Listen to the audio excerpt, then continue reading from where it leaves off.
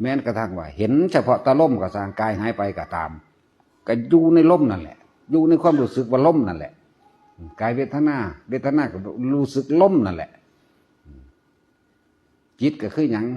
กสติกำกับบ่ให้มันคิดออกนั่นแหละผู้รู้กับจิตกันเดียวกันนั่นแหละที่เอาหยังมารู้ถ้าว่าเอาตัวนี้ซื่อมันซื่อได้พวกเขาจะไปหาความหมายจนไปถกเถียงกันเด้จิตมโนวิญญาณกันเดียวกันเบิดนั่นแหละจิตคือผู้รู้จังสิจิตไม่ใช่ผู้รู้ก็แล้วแต่เขาสังเกตตัวเดียวโลดแต่เขาหาความหมายอะไรตราบใดที่เขายังมีความรู้สึกเนี่ยพอใจกับไม่พอใจตราบนั้นเขายังบ้านหลายอย่างใดใจตัวเดียวโลดผู้ใดก็เคยถูนตัวความรู้สึกโมโหความรู้สึกบ่พอใจนั่นบอกนี่มาเบิ่งแต่ความรู้สึกจากของโดดบาดนี้พอใจดีใจมันก็เคยเป็นบ่พอใจเสียใจขับแค้นใจมันก็เคยเป็นเบิ่งความรู้สึกตัวเดียวนี่โลดมันมากหลายแต่ละคนบางองค์เพิ่นก็พยายามที่อธิบายให้เข้าใจซื่อๆดอกแต่ว่าเฮากันไปหลงบัดนี้มันหลายอาจารย์ด้วยกันจิตมโนวิญญาณจิตเป็นผู้คิดผู้ปรุงผู้แต่งมโนเป็นภาพจำภาพนึกก็ว่าไปวิญญาณคือความรู้สึกมันก็ถือทั้งเบิดนั่นแหละบัดนี้เฮาละในตัวเฮานี่ให้มันทันคำว่าความรู้สึกโลดพอใจกับไม่พอใจโตเดียวถ้าเบิดความพอใจดอกมันก็สิ้นเท่านั้นแหละเพราะว่าพอใจนี่เกิดจากการกระทบกระทั่งมันเขามาด่าจังสิเบิ่งดูมันสิคิดนึกหยังอยู่บ่แต่ว่ามันก็ฮู้ว่าเขาด่านี่แหมด่าว่าจังได้กระสร้างมันด่าไปมันบ่สะเทือนเข้ามาบ่มีเลยมันบ่สะเทือนตัวมันบ่คิดบ่นึกอันบ่ล่ะมันนั่งฮู้ว่าเขาด่านี่เอาความรู้สึกนี่วัดตะของโลดเด้อบ่ต้องไปสนใจผู้ใดว่าสิมาทำนายทายทักให้เฮาดอกบ่ต้องไปสนว่าผู้ใดจะให้ความหมายบางใดในคำศัพท์มันเคยศูนย์บ่ไผก็เลยมันต้องเคยทุกคนนั่นแหละ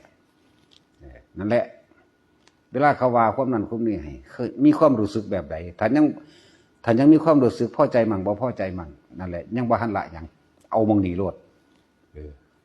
อย่างสั้นเอามองนี่เลยมองมันสิตัดอีหลีเลยเด่นแต่ของตัดแต่ของเองแต่ของทำนายเจ้าของเองโลดบ่ต้องไปผู้ใดมาทำนายเจ้าของดอกไผจะให้ความหมายแต่ละคำเบามากสร้างมันแต่เจ้าของเบิ่งความรู้สึกเจ้าของโลดศูนย์กับหูจักตัวศูนย์กูบ่พอใจเครียดโลดนะหูจักกันตัวเครียดโกรธโมโหขึ้นโลดก็เพราะว่าความพอใจเนี่ยมันจังมีความบ่พอใจอยากว่าล่ะเอาตัวของวัดตัวของเลยเด้อบ่ต้องไปสนคำเบาไผหลายๆอย่างคือเขาถามอยากหูเข้ามาคำว่าจิตคือตาสมมติว่าจิตนี่คือตายุตตาเด้อมโนคือภาพที่เขาเห็นคือคนเขาเห็นคนปุ๊บยังบัดนี้อาการความคิดของตาเขาไปคิดเรื่องที่เขาเห็นนั่นนะจิตคือตาอยู่ซื่อสิ่งนั้นก็อยู่เฉพาะมันเองสิ่งที่เขาเห็น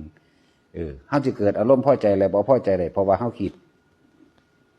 ความคิดเป็นอาการของจิตมันอยู่แต่เฉพาะมันอันรูปมันก็อยู่แต่เฉพาะมันคือกันเสียงมันก็อยู่เฉพาะมันคือกันจิตคือตาจิตคือหูจิตคือจมูกจิตคือลิ้นจิตคือกายจิตคือใจมันอยู่ของมันอาการต่างๆน่ะก็ให้เกิดอารมณ์ใดเดินจิตมโนวิญญาณ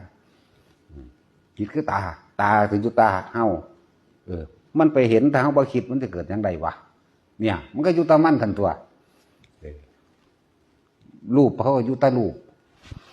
คือผู้หญิงผู้ชายนั่นแหละเขาเห็นเขาปั๊บแต่เขาบ่คิดมันจะเห็นอย่างกับเขาใดเข้าใจบ่ล่ะ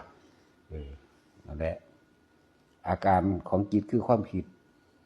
ผลของมันคืออารมณ์แน่แล้วจังว่าตอบให้บรรยายให้ฟังแน่สมมติว่าจิตคือตามันก็อยู่เฉพาะมันกระทบคือการไปเห็นบุคคลสัตว์สิ่งของแต่เขาบ่คิดมันจะเกิดยังขึ้นได้ต้องหาวิธีหยุดคิดว่าก็เลยต้องเอาลมนั่นแหละเป็นวิธีหยุด